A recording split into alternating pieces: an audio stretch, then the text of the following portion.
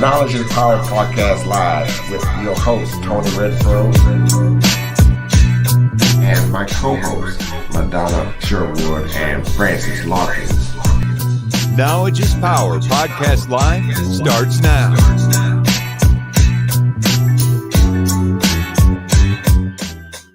And everybody, and we are here with attorney Chance Lynch from Lynch.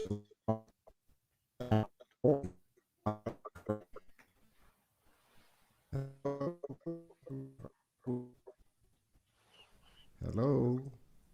Hey Tony, you went out with on me for a moment. I'm sorry, Okay. but That's I'm all right. I'm glad to be with you, man. Thank you Yes. for All having me right. on. It's an honor.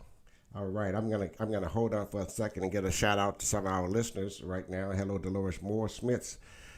Glad to have you this evening, and we're going to. We've had my co-host in here, and I guess they popped out, and they're probably going to pop back in.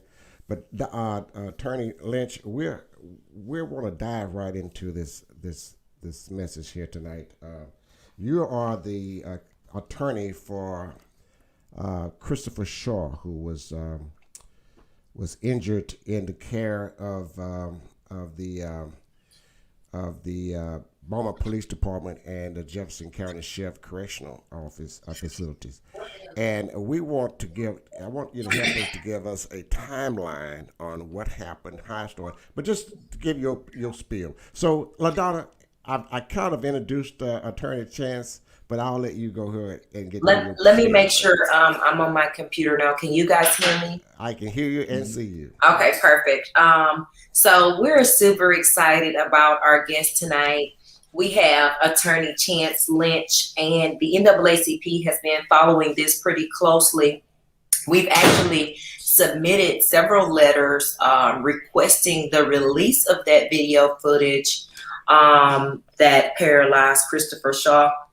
And we are looking forward to taking a little bit of a deep dive tonight and gathering some information and just kind of letting our audience know where we are and what we can expect in the very near future. We're looking forward to doing everything that we can to just make sure that transparency in policing is paramount. So we're excited about having Attorney Chance Lynch here tonight, and he's going to give us a little bit of background.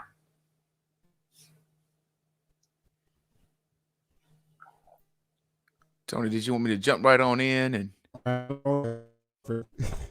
it's going out on me again. Okay. There it is. All right. So let me thank you guys for your interest in this. This is it's a critical matter that's impacting the Beaumont community, and it's the privilege and honor of my life to go all over the country serving families and helping them and giving voice to the indigent and the underserved. Again, I'm Chance Lynch. I'm a national civil rights attorney, and I am the lead counsel for Christopher Shaw. And I serve alongside, I have a dynamic team that we work arm in arm. Harry Daniels from Atlanta, Georgia, Demetria Howard Watkins from Dallas, Texas, Scott Palmer and James Rogers from Dallas, Texas as well. We all make up the legal team for Christopher Shaw, and it's absolute honor to be able to serve beside them as we seek justice for Chris Shaw.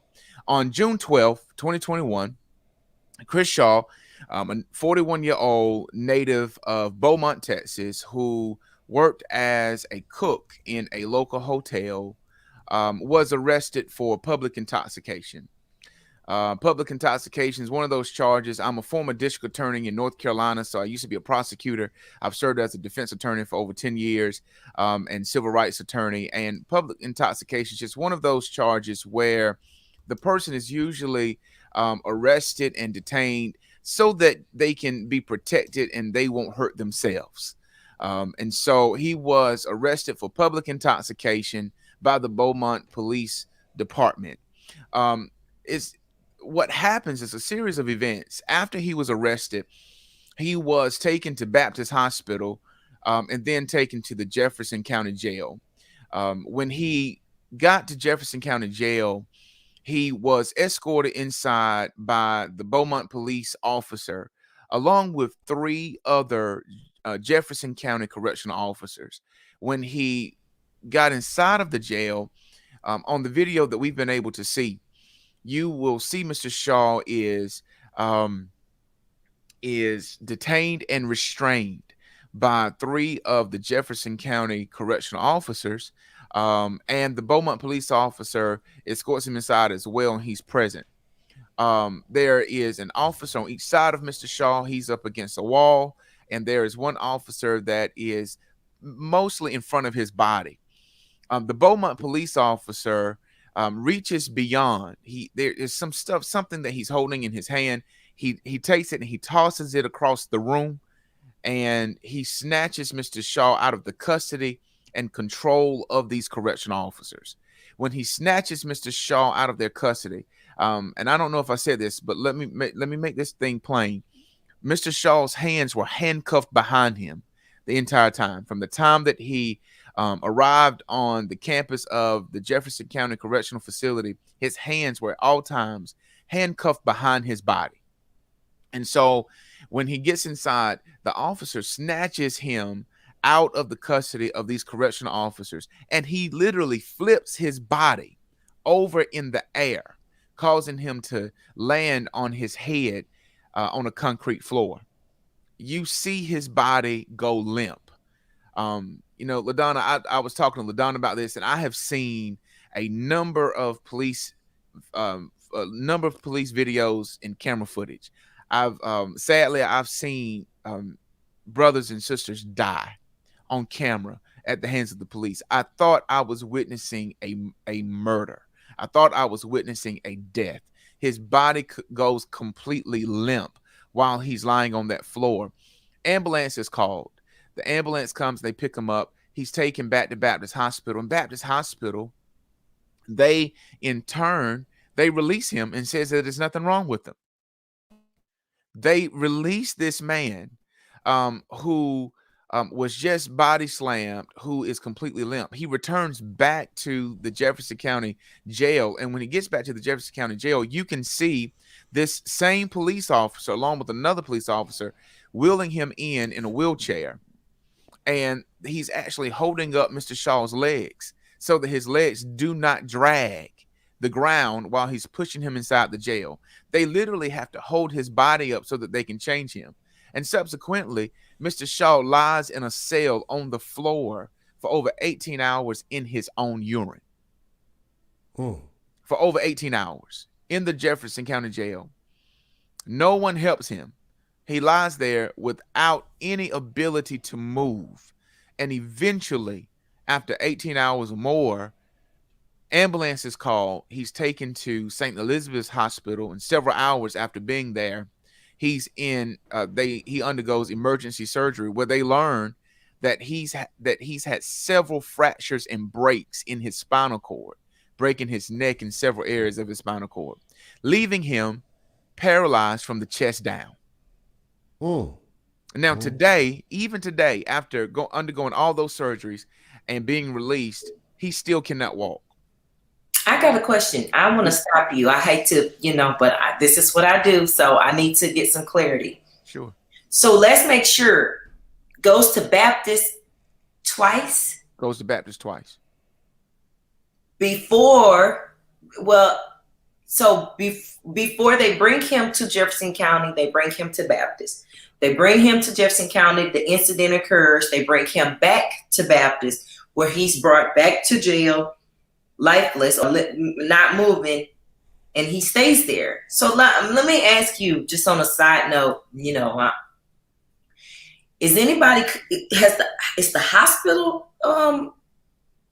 the records or anybody there being questioned or something? I think those are excellent questions. Let me answer it this way. Based off of our research and our conversation with the Jefferson County Jail, we're able to see the timeline of events of where he went, when he came, when they took him back, when they came back to that jail. And so we've made the appropriate requests to be able to see the medical records, to be able to see what treatment he received, because he was cleared when he got to the Jefferson County Jail by Baptist Hospital, which concerns us because this man had a broken neck. How could he be cleared to go back to jail? And I'm gonna tell you something else, LaDonna. I mean, think about this: the same officer who assaulted him was the officer who took him to the hospital and brought him back from the hospital. And so I think that, to answer your question, and I can't say but so much because I can't reveal legal strategy, but I can tell you that you're asking the appropriate questions, that this is a hospital in your community that sees an African-American man who cannot move his body, but says that he's okay, he's cleared to go to jail, and he lies in that jail for over 18 hours in his own urine. That's a problem. And so I think that's a good question to ask. And what else did you need to see? When the video that we saw, we didn't see him brought back on an ambulance. We saw him brought back in a cop car, in a truck, SUV. And so they had to wheel him in, and he still had the inability to be able to do it. Where in their mind do you see a man that you actually have to physically hold up so that you can change him out and change his clothes, that you not think is something wrong with him? He should not be in this jail. None of that happened. Where it's breaking up, Tony. It's breaking up. We can't hear you. You might have to put it in the chat or check your connection. Okay. Oh, there you go. Okay, I said it just popped back in. Listening to reading the police report, and I understand that I had to do my homework before we talked about it, come on the show, is that the officer is stating that that Chris Shaw was rebellious and was fighting back. How can a man fight or be rebellious handcuffed behind his back? Well, look, Tony, think about this. What was he arrested for? He was arrested for public intoxication. Right. How can someone who's intoxicated have the ability to comply? When you are a police officer, there is an expectation that you will engage people who are intoxicated, who will not have but so much control. Now, right. To the extent, right? I guess by the mere definition, intoxicated, inebriated, all of that mean inertiated. It can't. It means no go. His hands are behind his back. Yeah. I mean, the thing about it is, non-compliance is not a warrant for you to exercise that type of force. It's not non-compliance or not obeying an officer's command is not enough. It is not a warrant. It is not a license to exercise that type of force. The force that he used, I would go as far as saying it was unlawful. Not only was it unlawful, it was excessive for him to flip a man whose hands are behind his back. There were 3 other officers who had him detained. Now, this is what's so important. There were 3 other officers who had him detained and other officers at their beck and call. They were inside a jail facility. If that person was so hard to contain, to restrain, there was a staff who was capable to be able to help if it was needed. But it wasn't 3 who jumped on him. It was 3 who stood by, who had him restrained. It was 1 Beaumont police officer who yanked him out of the custody of those 3 who had him restrained and flipped him. He had no way to brace himself, no way to brace himself before the fall, no way to protect any of his limbs, and it caused him to land on the concrete floor. Now, that's why they don't want the video out. They don't want people to see it. Well, I've been kind of perplexed about the statements of the chief of police, who said he stands by side or behind his officer's actions.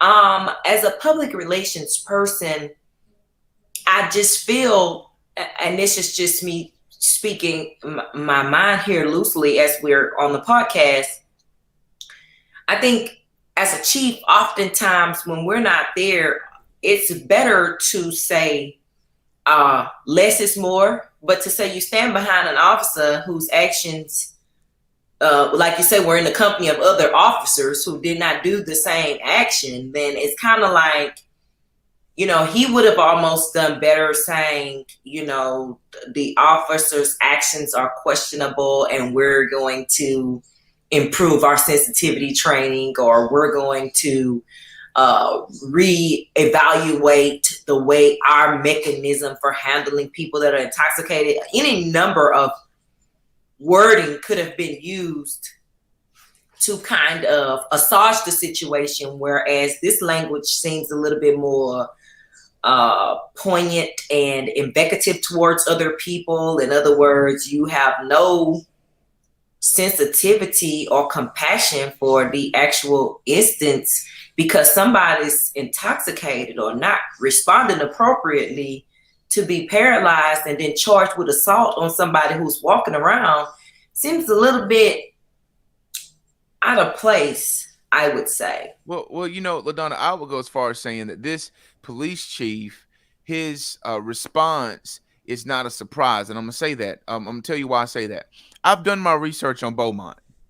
And so this is not the first time that Beaumont's police officers have abused and have brutalized Black folk. Mm-hmm. All right, let's just call it the way it is. I mean, even when you look at the Derek Newman case, when he was beaten with the nightstick, when I came to Beaumont to meet Mr. Shaw, and he was lying in that hospital room, his family showed me a video, and I've been looking for that video ever since, because on that video it showed a white police officer for Beaumont who was in a parking area with a bunch of Black bystanders, and they were recording what was happening because the police were there, and he was telling them to move back, get back, get back. And his comment was, and I heard it with my own ears, he said, we don't care what's going on around the world. This is Beaumont, Texas. This is the mentality of this police department that this chief is at the helm of. I mean, he's there at it he's leading this. And for him to say that he stands by his guys, here's what puzzles me. I know that you said that we could be more sensitive, we do some training. Listen, excuse my expression, but bump that. Mm-hmm. No, charge him. Be the law enforcement, bumper training. The training will start after he's arrested.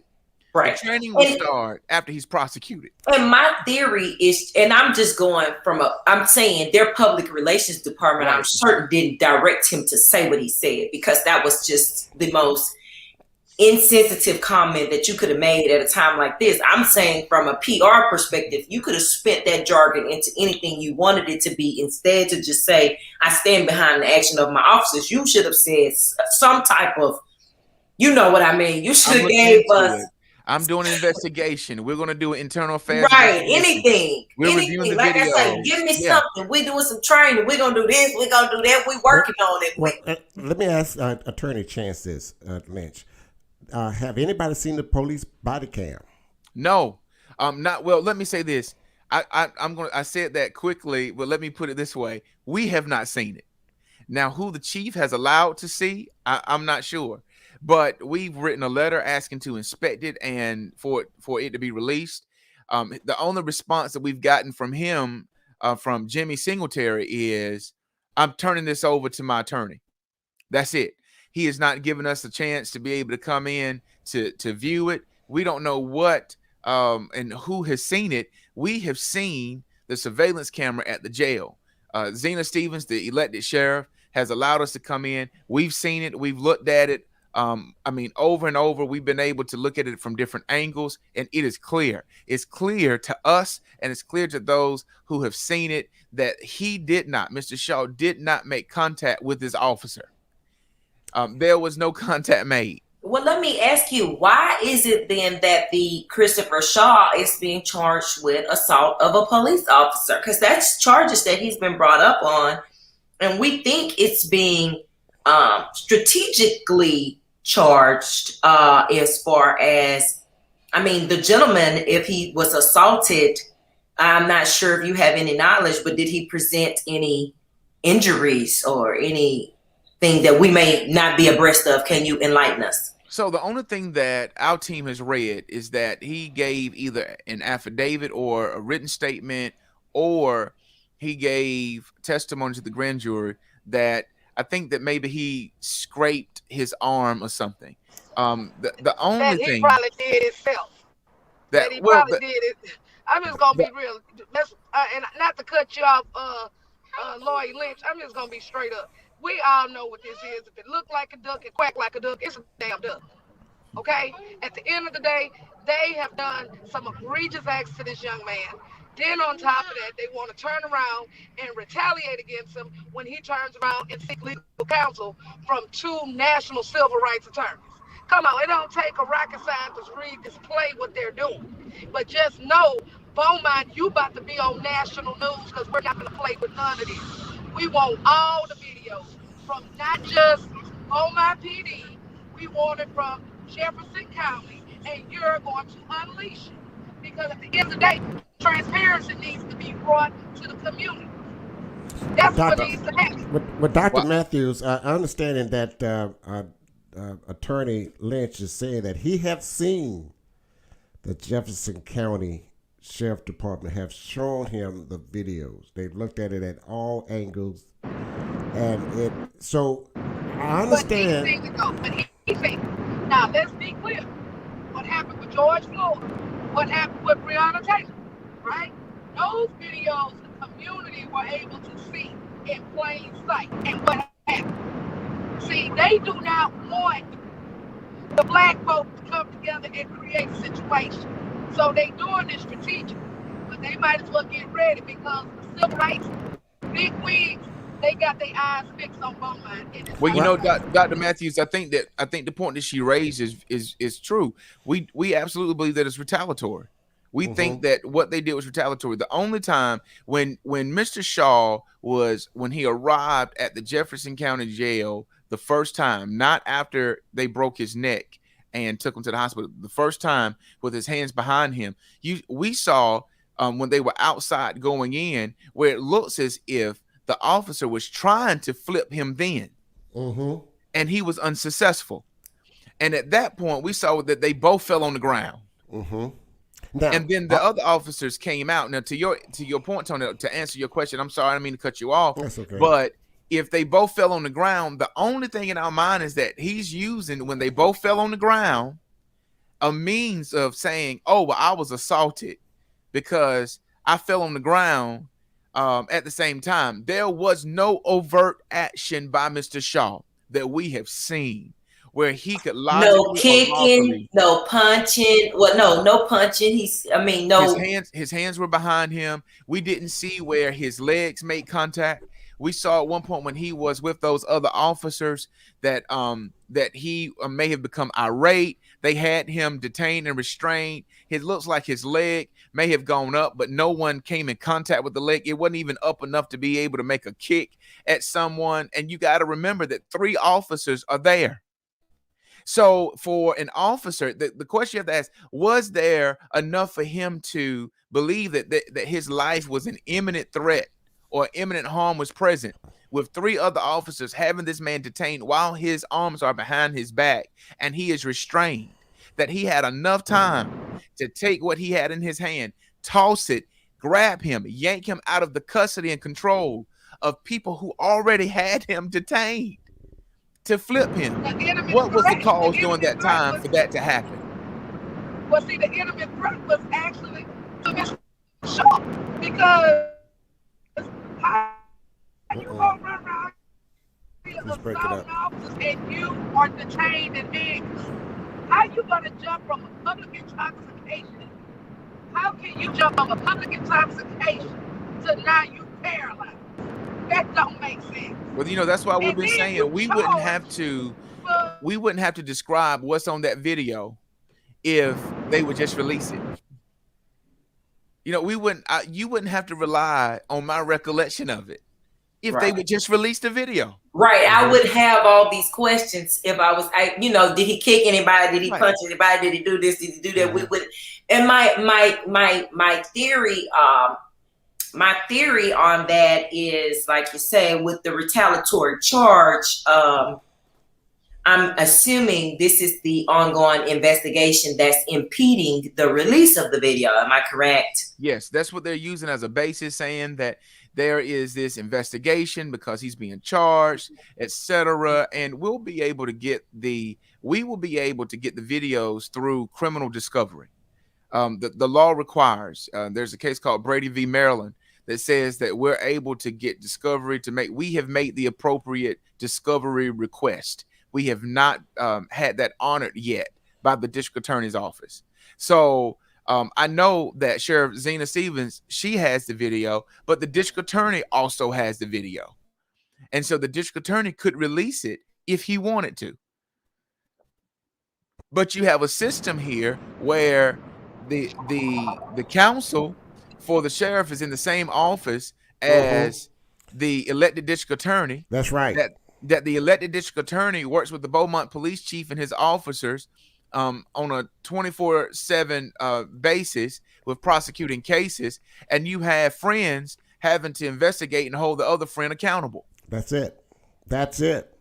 Boy, there's been no evidence that we know of any charges or presentation made to the grand jury against the officer. So if there was a presentation of evidence against Mr. Shaw to the grand jury, then why wasn't there a presentation of evidence against the officer for a grand jury to be able to see the video to make a decision?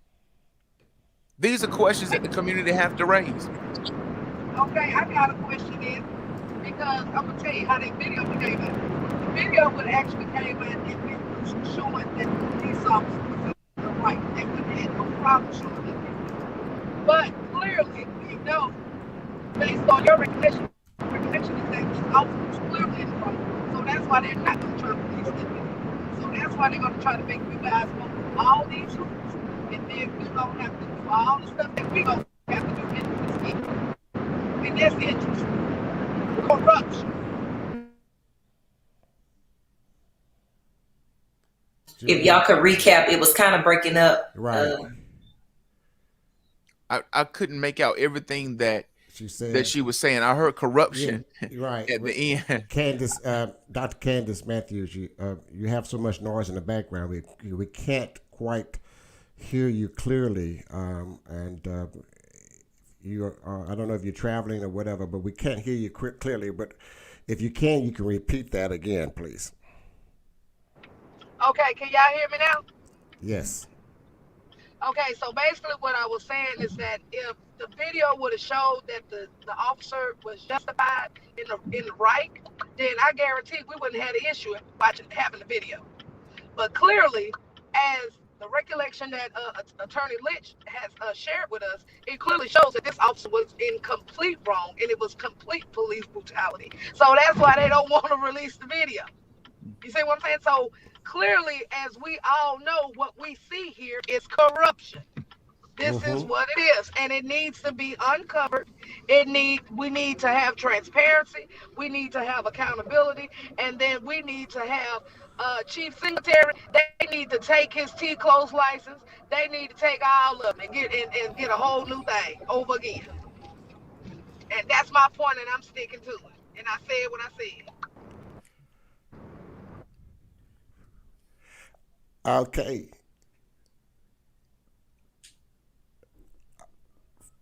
LaDonna? Attorney Lynch, do you have anything else that you want to add that maybe we missed or maybe we haven't discussed so far? Anything that we need to be mindful of or on the lookout, or, just in the coming months or future tense, aside from, I'm guessing the start of this trial against Christopher Shaw will help shed some light on releasing the video, because like you say, once the trial starts, the video will be released anyway, right? Well, the video will be released. The criminal discovery based on Texas law, even when we get it in discovery, there are rules that will prohibit us from being able to release it based off of the Texas rules of professional conduct. And so even if we get it in hand, because we are his attorneys and his legal consultants, we still are limited based off of Texas rules and law from being able to let the general public see it. But here's the thing, LaDonna. We need the community to take a stand. When we were there a couple of weeks ago, I made the comment that it was probably about 100 people out. And I told them, don't be discouraged by it being a small crowd. And one of the examples that I gave, my undergraduate university is North Carolina A&T State University. We pride ourselves off of being a historically Black college and university, that we are the top HBCU in the country, and we produce the most engineers. But a part of that is the sit-in movement did not start with 4,000. The sit-in movement started with 4 college freshmen who lived in Scott Hall, who were tired of being abused, and who decided to fight a systemic system of prejudice and racism in that city. And what did they do? They got dressed, they marched down to the Woolworth restaurant downtown Greensboro, and they sat there. They allowed tea and hot coffee to be poured upon their heads so that they could go back to their freshman dorms, change clothes, and do it all over again the next day. What happened from there? These same 4 men created the sit-in movement that went from there to Winston-Salem, from Winston-Salem to Durham, North Carolina, and from Durham across the entire country. And so sometimes we think that success is built off of size. It's not. It's built off of structure. And what I said to that community on that day is the same thing that I'm echoing right now to all of your listeners that I'm so privileged to be able to speak to right now, that we need the community to stand up and take control of their home. I don't want to have to come back to Beaumont to represent another family who was brutalized and abused and broken by the hands of the police department of Beaumont, Texas. When we can make a stand and let the world know, bring all of the eyes to Beaumont, not because we are trying to get attention, we're trying to affect change. This is something that is systemic, and it is reoccurring in Beaumont, Texas. The police department feels that they can only use the Constitution as a paperweight, that they can only use the amendments and the clauses in the Constitution. They can only use that as a fan, like they're sitting in church and they're hot. And so we need the people to be able to stand up that the same way that you treat white citizens is the same way you should treat Black citizens. Black and brown, they deserve to be treated the exact same way. You cannot swear on a Bible and take an oath that you're going to protect and serve the same citizens that you abuse, neglect, and take advantage of and break the laws against. And so we're asking this community to write letters. We need community, start marching. It can be, make sure we are encouraging people. Mr. Shaw has asked everyone, please keep it peaceful. Please keep your marches and your protests peaceful, but by all means march. Write letters to the chief, call the sheriff, go to the sheriff's office and write a letter saying, why aren't you releasing the video? Write the district attorney, hold your, and listen, not only that, hey, listen, Tony and LaDonna, think about this. The chief serves at the pleasure of the city council. Amen.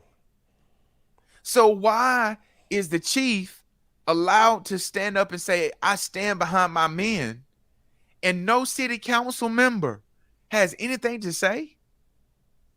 No city council member. Boy, you just ring the bell. Go ahead and ring it. But you know why? Because he know where all the bodies buried. Let's just look at what it is. He know why all the bodies buried. All corrupt folks roll together. Well, you know, all gonna protect each other. Well, we've got a saying where I'm from. I'm from North Carolina, and we've got a saying on where I'm from. And what we say is, what doesn't come out in the wash will come out in the rinse. And so this is where we are. I mean, we are in a place and time where it is necessary. And people say, oh, well, I haven't seen the video. Well, let me listen. We go all over the country representing families. I'm not sure if you're familiar with the Andrew Brown case in Elizabeth City, North Carolina, where police officers in Pasquotank County shot a Black man in his vehicle while he was driving away from them. I had to go in and view that video. When I went in to view the video, I came out, and what I stated I saw did not match what the elected district attorney claimed happened. He claimed that one thing happened. That's not what I saw. And so when I came out, I was the only attorney to be able to see the full video. When I went in and came out to release to the world what I saw, and all eyes and people were watching, waiting to see what I was going to say happened on that video, They tried to dispute it. Well, why would I come out and lie, knowing that at some point the video is going to be released? Why would I have to change what I saw in that video to create a narrative that I know would not be supported later?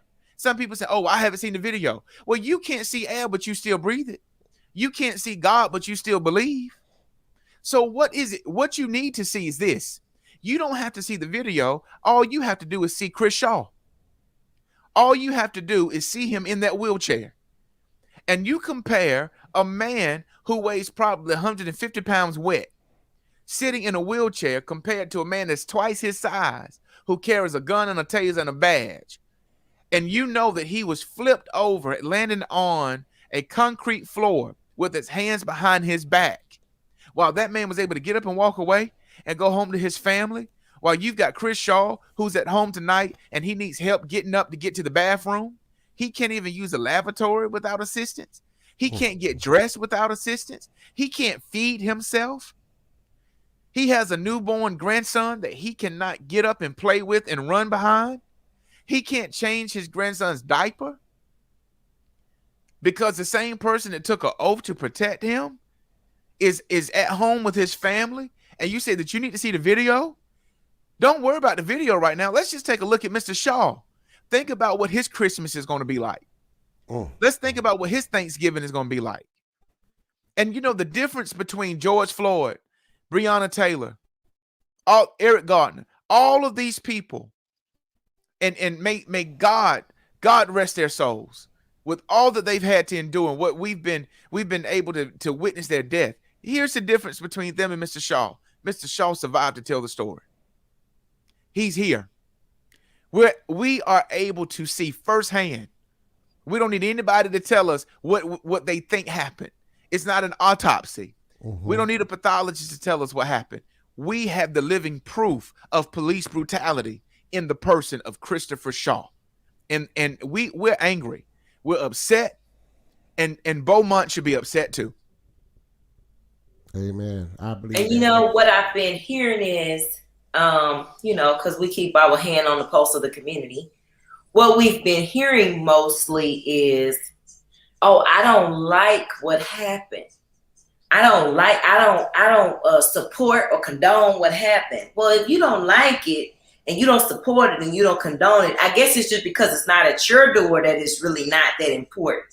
And even like you say, even if you didn't make it a black or a white thing, nobody would want their child to be drunk or high, or whatever the case may be, and then show up paralyzed after being drunk or high. Because, I mean, that's half of the world. That's 70-80% of us. You know what I mean? Mm-hmm.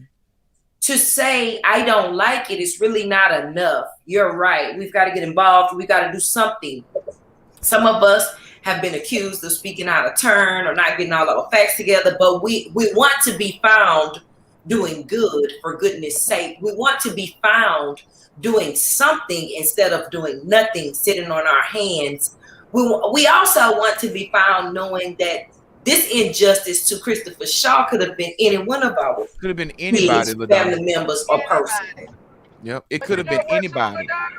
But and then let me just say this, and I like how you say when y'all check the pulse of the community to see like what they're saying. And what I find very disturbing is that they normalize this type of behavior. That goes to show what the culture of Beaumont is. And in order to have some type of transitional leadership, transformational leadership, you guys have to stand up and be like, hey, enough is enough. We're not going to tolerate this behavior. Y'all should not just normalize this. And this is really taking me back to the Jim Crow era. From what I'm hearing, if this is all of what they're saying, and then if it turns back around, then it happened to your family member, then you want everybody to come out the woodwork. No, we don't need to normalize this behavior at all. Accountability, that it needs to be had, y'all. And we can't just sit up here and normalize like it's okay. We can't normalize corruption. We can't do that. You know, Dr. Matthews, my mother went to jail marching for civil rights and equal rights in the 60s. And she often tells a story of how she and my grandmother were arrested and taken to jail, and how she remembers seeing a man in the community who was sprayed with water hose, and how his clothes were ripped from his body, and police dogs. I hear my mom speak of those, and one of the things that I appreciate about that era is that they stood up for people that it was happening to, even if it didn't happen to them. And we live in a society, sadly, now where we can be angry enough or disappointed that it happened, but we're not angry until it knocks on our door. In Beaumont is not that big. It's a small community, Mm-hmm. and the police know who to pick on, and they know who to leave alone. Mm-hmm.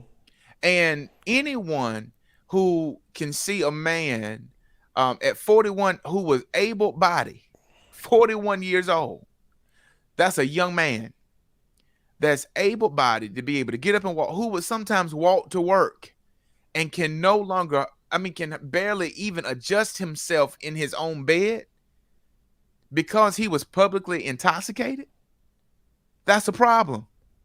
And the community has to begin to ask questions. And I'm soliciting the leaders, those leaders in the community, be it whatever organization you're part of. Doesn't matter whether it's a black organization, whether it's an organization that's white, churches, pastors in the community. People say, well, I don't want to get involved.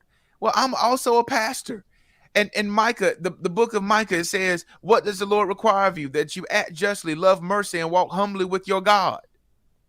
So how can you sit even as a pastor and know that there is someone in the community that doesn't have a voice, whose voice has been stolen, and that they have been left crippled, and you be okay with it?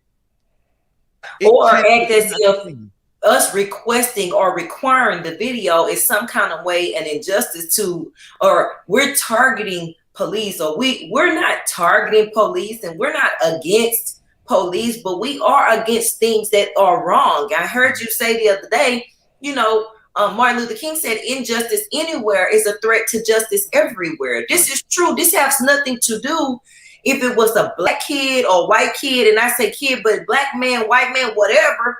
If the police dump anybody on their head that went in walking and they cannot move, that should offend everybody. You should offend certain groups. That should offend everybody, because everybody's somebody. He might not be nothing to you. He may not mean anything to you, but he's something to his family, to his group, to his people. Like I said originally, this touched me originally because Christopher Shaw is my classmate and somebody I would consider a friend. We grew up together. This is not just somebody that I'm just going on a mission to be rah, whatever. I feel personally some type of way, and regardless to me of whatever he may have done, if he did not literally kill somebody or maim somebody or rape or molest, or even then they have a day in court, not to take away the activity of their limbs. You know what I mean? I can't wrap my head around it. And then of course we're being tasked with being too passionate or too overzealous about certain things. No, this is unacceptable. Unacceptable just means unacceptable across the board, period. And to say you stand behind your officers, to me, that's a slap in the face to normal people. How can you? What are you saying? Only some people rights matter. The officers' safety and security matters, but other people's safety and security doesn't matter. This should be weighed about the same. If he wasn't a threat, or like you say, imminent danger to the officer, then now you got to justify your actions, and we can't, as a community, view the actions of the officer or the actions of Christopher Shaw. But even if we saw Christopher Shaw, like you said, let's just deal with Christopher Shaw for a moment. We can see what happened to him. Right. We cannot, there is no indication of any injuries severe to the officer. We can't see any life-changing experience to the officer. Right. Okay, and let's take that back to that chief of police with the statement that he made, right? Spoken like a true Klansman. So we're going to let's call it like it is. Spoken like a true Klansman. So at the end of the day, I mean, he claimed that he's standing behind his office and all of that kind of crap. Okay, because they was over there sitting in the same row at the Klan meeting. So let's just be clear for what it is. Look at what's happening in Beaumont. Beaumont is nothing more but a kilometer away from Vida, which is the headquarters of the Ku Klux Klan. Beaumont is really nowhere from Jasper, Texas, where James Byrd was drugged. This is a normalized behavior. This is what happens when you have wicked people in high places. That's what this is. And he's spoken just like a true Klansman. And I said it, and I come and tell you I said it. Attorney Shaw, I'm sorry, Attorney Lynch. I'm so sorry. Hey, it's been so good, and I'm so glad that you come aboard and accepted our invitation here on Knowledge is Power podcast. And we want to make sure this message gets out into the communities, into the homes of people who. I don't want you to have to come back to Beaumont for somebody in my family, or maybe me, you know. Because my boy. Right, my child, you know, and it touched me, and it touched us as hosts of this show when this thing first occurred.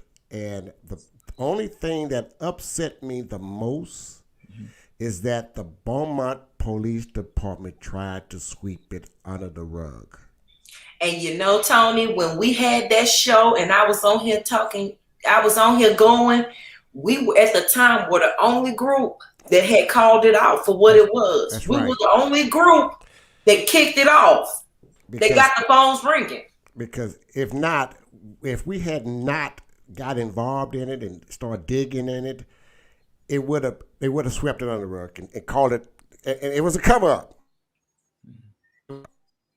Well, just know, y'all, we're going to bring national attention to this. So just know, the Rainbow Push Coalition have already stated that they got their eyes fixed on Beaumont, as well as all the big civil rights organizations. So it will not be swept under the rug. It's going to be on CNN, MSNBC. It's going to be on all of them. And like Attorney Lynch mentioned earlier, is that the good part about it, not really good, but one of the things about it is that Chris Shaw is able to tell it. He didn't have his knee under his neck for nine minutes. He wasn't shot in his bed sleeping. He wasn't killed fleeing the police. He's able to tell the story. And that is going to be so important.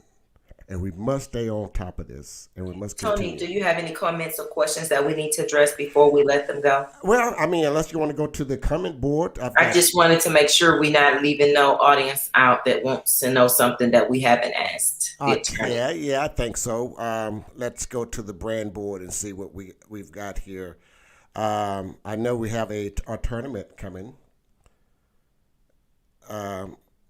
You want to bring that up? Let's see here. Let me get that off. Okay. No, you're not there.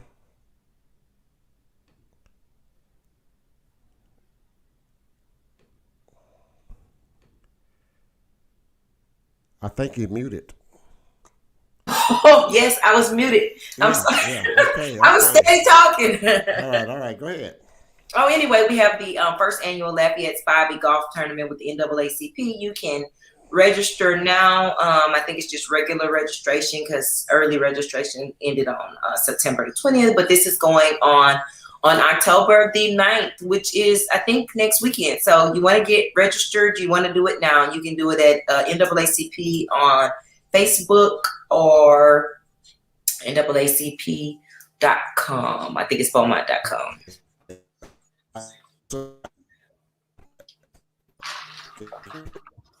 You breaking up, Tony? Okay, now. Okay. All right. We got Diabetes Awareness Month, and that's coming up November the 13th. That's going to be in Rogers Park, but we got a little bit of time on that, a little over a month. Okay. And I think that's about all we have. And no comments. Okay, well, that's good. We do have a couple of comments on the comment board. I'm going to reach out to Miss Cheryl Richards Jackson, and she's the person to visit the young man, Christopher Shaw, after he was released from the hospital, and he indeed was paralyzed. No assistance was offered to help him, and I think we talked about that. We went over that as well. And I also have Trisha Primo, and the second trip. She wanted to know about the trips to the hospital. She thinks she didn't know anything about the third time. The third time when he went to the hospital was for surgery. Am I correct about that? And also we've got. Well, I think that her question was, do we know if Baptist actually saw him? Can we prove he actually seen that time by the hospital? And my response to that is we have requested the appropriate documentation to be able to see the timeline in that. We can only go based off of what the jail's records will show by him leaving the jail, them having to come back and report. We've been told by the elected sheriff that he went to Baptist and came back, and that's when he stayed in that cell. So that's my answer to that. Okay, Fred Fuchsley is on YouTube. He said, "Why do I ask?" Okay, I don't know what the first question was. Oh, he asked about let's see here, about the body cam. We talked about that. I wanted to ask that too. I got sidetracked, but I wanted to know: does BPD have any video footage that if it's been visible to anybody? Beaumont Police, not Jefferson County, but we know that we know that BPD has body cam footage. We have not been able to inspect it and see it. We don't know what it shows. And we haven't been able to come into the police department because, like I said, the chief has avoided us and has not commented and made any correspondence to us. So, no BPD footage has been viewed at all. Not with us. Now, if there are some other people that the chief has allowed to come and see the video, then that's what the chief has done, but he's not allowed us to see it. So I can't speak to that. I know that it exists, but we have not seen it. Okay, and he also said because of the video evidence, did the DA present to the grand jury that proved Shaw was guilty, but the cop was innocent? We don't know what was presented to the grand jury. We only know an article that we read that says that he had some type of scrape or something, and felonious assault on a government on a peace officer in Texas requires that the officer suffer some type of injury, that something happens, but there was no overt action that we have seen any contact made with Mr. Shaw to cause any injury to that police officer. And I want to say this because I didn't get to say it earlier, is that I want y'all to notice that the indictment came after my legal team and I showed up and began to ask questions and demand this video. That's right. All right, so I think that's really important. If you look at the time of the indictment, it was after we had several television interviews, after people start making requests. I know that LaDonna also made a request on behalf of NAACP, and after we made the request, I mean, it was weeks, almost a month or two after that the indictment came. So I'll leave that up to you. I'm not going to tell you what to think. I'm just going to give it to you. That's our strategy. I'm just gonna be straight up. I know who's seen that Beaumont PD video, the Grand Wizard of the Ku Klux Klan, and I'm sticking to it. Also, Fred is asking if there is a video that shows Mr. Shaw assaulting the cop. It would be all over. If it was, it would be all over the news. Correct. It'd be a big, huge dog and pony show. And, I'm a witness of that. They would not be trying to hide a video that would exonerate the cops or this particular policeman. Right. And they're trying to take advantage of the black community and the brown community in Beaumont by thinking that the black and brown community does not care, that they're not involved, that they're not staying abreast of what's happening in their own community, and hoping that it would be swept under the rug. And so that's why we're so grateful for leaders like you all to take the interest in this, to be able to bring it to the forefront, to be that voice like John the Baptist crying out in the wilderness, that even when it's not popular, it's productive. And so I'm grateful for your leadership, and we appreciate that. On behalf of the Shaw family, we appreciate you. Yeah, well, great. I appreciate you and your law firm to come down here to Beaumont, Texas, and and I'd like for you to ask the community let's get behind this Chris Shaw, and let's bring this corruption to a close.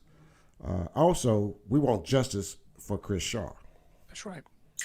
In closing, do you have anything else you'd like to add, Mr. Lynch? No, I just want to encourage everybody to start to keep in touch with you all, to reach out to Dr. Matthews so that you all can be a part of it. We're planning to come back. I know that we've been working with the Rainbow Push Coalition. Bishop Grant has, we have his support along, of course, with the Reverend Jesse Jackson and those leaders from the Rainbow Push who are standing with us to bring attention to this very, very important matter. And so we need the Beaumont community to do it. I said when I came there and that I didn't want the fire to die when we left. I'm hoping that we'll start a fire there, that people will begin to write letters, to protest, to exercise their legal constitutional right to protest, to do it peacefully, and to demand the release of this video, and to demand that this officer be held accountable. That's right. To start the process of saying, you know what, you do not get to serve our community if you're going to break the law. You do not get to violate our constitutional rights because we're Black. You do not get to abuse us and cause injury to us and not have to answer, because what that cop did that day, he became the judge and the jury. And that is not the fabric of our Constitution or our country. That is not what is woven in the fabric of our Constitution and what this country is supposed to represent. And we need the Beaumont community to stand behind Christopher Shaw. We need that name. We need it in every house. We need it spread it out on all social media outlets. Justice for Chris Shaw. It begins with the community, and we appreciate it and we need you. Thank you so much. Thank you again, Attorney Chance Lynch of Lynch Law in South Carolina, correct? No, in North Carolina. North Carolina, okay. Yes, Lynch Law in North It Carolina. wouldn't be a show if Tony didn't put something. It wouldn't be a show if he didn't mess something up. Yes, Lord, I tell you. Lynch Law. And I want to, Tony, again, I started with this. I want to end with, I'm grateful to serve the Lynch, the Chris Shaw family, and I serve alongside, Lynch Law is proud to serve alongside Harry Daniels from Harry Daniels Law Offices in LLC in Atlanta, Georgia, Demetria Watkins Howard in Dallas, and Scott Palmer and James Rogers of Dallas for Scott Palmer Law. I'm honored to serve alongside these incredible attorneys as we fight for justice for Chris Shaw. It's not a me thing. We work arm in arm together, and I certainly want to give credit where credit is due. All right. Thank you so much. Thank you so much. On this month of October is National Domestic Violence Awareness and Breast Cancer Awareness Month. I want you to all to join us in October this month for podcast, and we will be having guests to discuss some of the facts and help that you would need and that will help you during that this month of Domestic Violence and Breast Cancer Month. On Tuesday, we're going to have Miss Linnell Renfro Fox. She is I don't even know how to say it. Yes, we know. Family name, I'm just so, I don't know. But we want to make sure you're here and join us Tuesday as we talk about the National Domestic Violence Awareness. With that being said, thank you guys so much for being a part of the show. And Attorney Lynch, we want to invite you back again when you've got more detail, and we want to keep this fire burning right here in Beaumont, Texas, okay? I'd be honored to. Thank you for watching Knowledge is Power Podcast Live. Be sure to like and subscribe to all Knowledge is Power social media pages.